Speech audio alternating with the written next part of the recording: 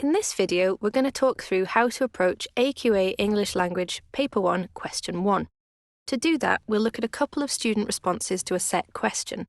So remember, you can pause the video at any point if you need time to read through what's on screen.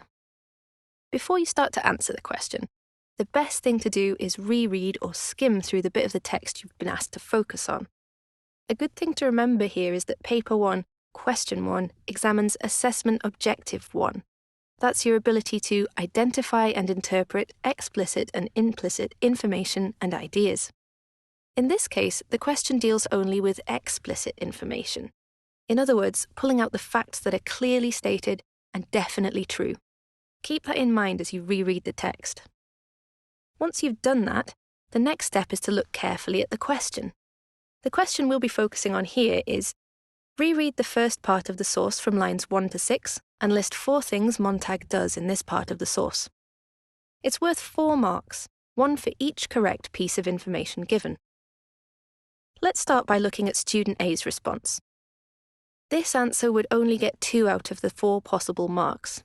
You might be able to see why already. On line 1, this student has written, "He is neat." Looking back at the text, we can see that it tells us, "He hung his jacket neatly."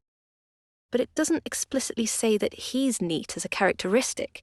The student has assumed something that isn't necessarily there, and so this answer is incorrect. On line 2, they've written, "The shower was luxurious." Again, they wouldn't get a mark for this. That's because when they've paraphrased the text or put it into their own words, they haven't been clear. The question is asking about Montag, not about his surroundings. The text doesn't state that the shower is a luxury one, just that he showered luxuriously.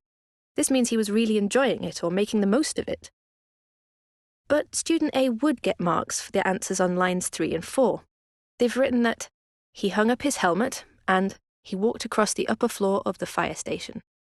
Both of these points are extremely clear and taken directly from the information available in the text. So overall, this response would get 2 marks out of 4. Now let's look at student B's response and see how it differs. We can see that this student has made 4 straightforward and correct points about Montag, which they've picked out of the text. They've written that Montag hung up his helmet, hung up his jacket neatly, broke his fall by grasping the pole, and slid to a squeaking halt. This response is great because the answers are written in short, concise sentences, and they all start with Montag. This means they're very tightly focused and are really easy for the examiner to mark.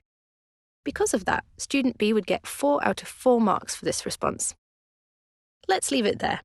Hopefully you can see the difference between the 2 responses. It's a great idea to get some practice in before the exam, so why not try some past papers and see how you do with AO1? Try looking over the question and text in our example paper and see if there are any more correct answers you can find. Good luck!